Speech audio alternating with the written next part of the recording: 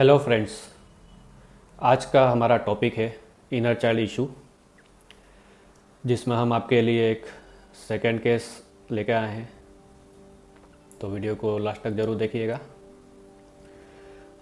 अब ये केस एक लड़का था 35-36 एज का। अब वो लड़का बिजनेस कर रहा था। उसके केस में भी यही हो रहा था कि एक पैटर्न आ रहा था। उसकी कंप्लेंट ये थी कि जब भी जुलाई का मंथ आता था, वो बिज़नेस कर रहा था। वो बिज़नेस में जब भी उसका जुलाई का महीना आता था तो वो बिज़नेस में कुछ ना कुछ गड़बड़ कर बैठता था। मतलब कुछ ना कुछ चेंजेस कर देता था और उसका बिज़नेस डिस्टर्ब हो जाता था। और ऐसा हर जुलाई के महीने में हो रहा था, हर साल। मतलब उसको हर बार ऐसा लगता था कि मैं कुछ नया करूँ, ऐसा वैसा करूँ। कुछ ना कुछ वो चेंजेस कर देता बिजनेस में, और वो चेंजेस के कारण बिजनेस जो चलता बिजनेस था वो भी बंद पड़ जाता या बहुत ज़्यादा डिस्टर्ब हो जाता। फिर वापस रिस्टार्ट करना पड़ता उसको। अब कुछ समय तक तो ऐसा हुआ। फिर उसको समझ में भी आने लगा कि हर साल में जुलाई आता है और मैं कुछ ना कुछ कर बैठता हूँ। अब उसने ठान लिया कि अब मैं कुछ नहीं करूँगा, जैसा चल रहा है वैसे ही चलना दूंगा। अब मैं कुछ करूँगा ही नहीं इस साल। लेकिन फिर भी जुलाई का महीना आता और वो कुछ ना कुछ चेंजेस कर देता, और बाद में फिर पछताता कि अरे यार मैंने ऐसा क्यों किया। मतलब वो कुछ ना कुछ बहुत बड़े चेंजेस कर देता बिजनेस में। मतलब 2 बार तो ऐसा हुआ है कि उसने पूरा के पूरा ऑफिस ही चेंज कर दिया, पूरा एड्रेस ही चेंज कर दिया, नई जगह शिफ्ट कर दिया। ऐसा 2 बार वो कर चुका है और दूसरे भी चीज़ें कर चुका है। फिर नेक्स्ट ईयर आता, वापस जुलाई आने वाला रहता है। फिर उसको पता रहता है कि यार लास्ट टाइम भी मैंने सोचा था, कर नहीं पाता, इस बार तो मैं ज़रूर करूँगा। तो 1 महीना पहले वो पूरा ठान लेता कि इस बार तो अब मैं कुछ नहीं करूँगा, मेरा नॉर्मल चल ही रहा है बिजनेस, कोई इशू है नहीं, तो अब मैं कुछ करूँगा ही नहीं। तो भी जुलाई का महीना आते ही कुछ ना कुछ उसको बात समझ में आती और वो ऐसा कुछ ना कुछ चेंजेस कर देता बिजनेस में। तो उसका बिजनेस फिर डिस्टर्ब हो जाता। तो ऐसा रिपीटेटिवली उसका बहुत लंबे समय तक चला। फिर वो बहुत फ्रस्ट्रेट हो गया और उसके बाद फिर वो ये इशू को लेकर हिप्नोथेरेपी में आया। अब उसका भी फिर एज रिग्रेशन किया गया कि ये पैटर्न आया कहाँ से, कैसे आया, क्यों आया। फिर हिप्नोथेरेपी में उसका एज रिग्रेशन किया। एज रिग्रेशन आपको हमने फर्स्ट चैप्टर में भी बताया कि एज में हम पीछे लेते जाते हैं। कोई इंसान 35 का है तो उसको उसकी एज में ही पीछे लेते जाते हैं, क्या क्या हुआ, क्या क्या उसकी मेमोरी रही। तो उसको भी हम पीछे लेके गए एज में। तो हमको पता चला कि जब वो 5th क्लास में था तो उसके जो पेरेंट्स थे उनकी आर्थिक स्थिति बहुत ख़राब थी, बहुत पुअर बैकग्राउंड था। तो उन्होंने एकदम मतलब एकदम शायद गवर्नमेंट स्कूल में डाल रखा था, जो भी उनकी वो प्रॉब्लम्स थी।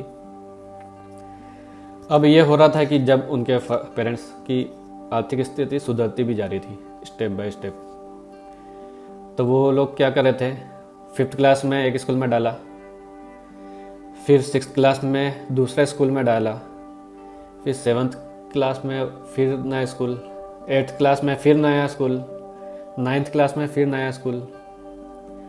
मीन्स पेरेंट्स की जैसे जैसे आर्थिक स्थिति सुधरती जा रही थी, वो उसको हर साल एक बेटर स्कूल में डालते जा रहे थे। हर साल एक बेटर स्कूल, फिर उसके बाद एक बेटर स्कूल, फिर उसके बाद एक बेटर स्कूल। तो वो जब 5th क्लास में था, 5th क्लास से लेकर तो 10th क्लास तक हर बार एक नए स्कूल में जाता रहा। तो वहाँ से इसका एक ये पैटर्न बन गया कि अब स्कूल भी उस टाइम में तो जुलाई से स्टार्ट होते थे। कोरिलेट हो रहा है ना। जुलाई का महीना ऐसा ट्रिगर करता था उसको कि अब कुछ नया होने वाला है, अब कुछ नया करना है, अब कुछ डिफरेंट, पुरानी चीज़ छोड़नी है और नई चीज़ करनी है।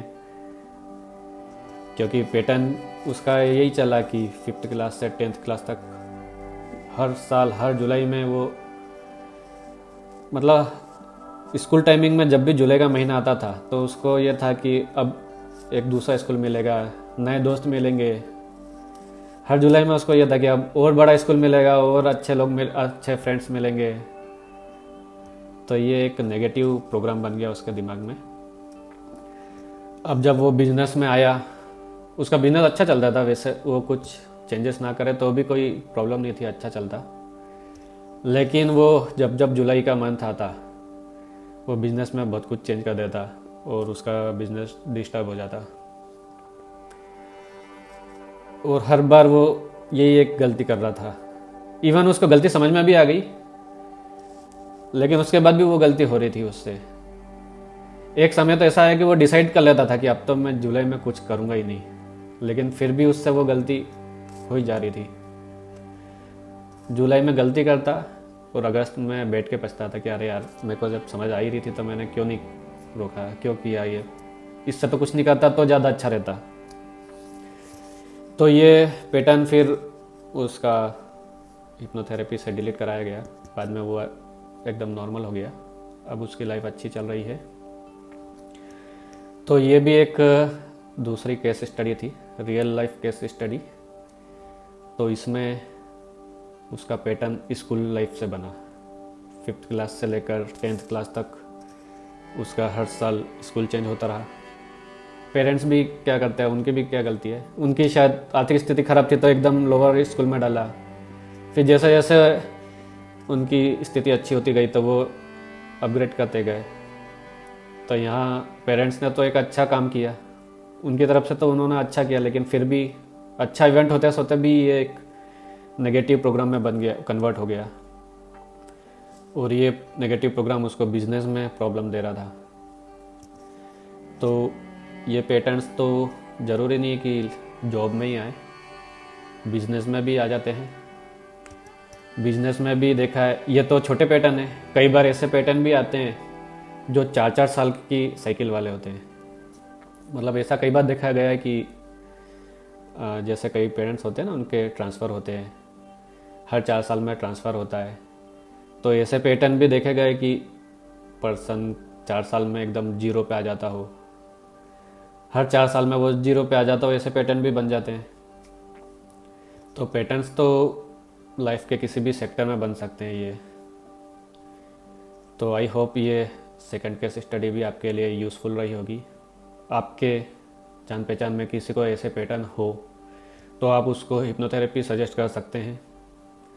और ये वीडियो आप शेयर ज़रूर कीजिए, क्योंकि इनर चाइल्ड इशू तो ऐसा टॉपिक है जो ऑलमोस्ट 80% लोगों को तो होता ही होता है। तो आप वीडियो को शेयर ज़रूर कराइए। तो अब हम मिलते हैं नेक्स्ट वीडियो में। वीडियो इन्फॉर्मेटिव लगा हो तो लाइक करें और सब्सक्राइब ज़रूर करें। Thank you.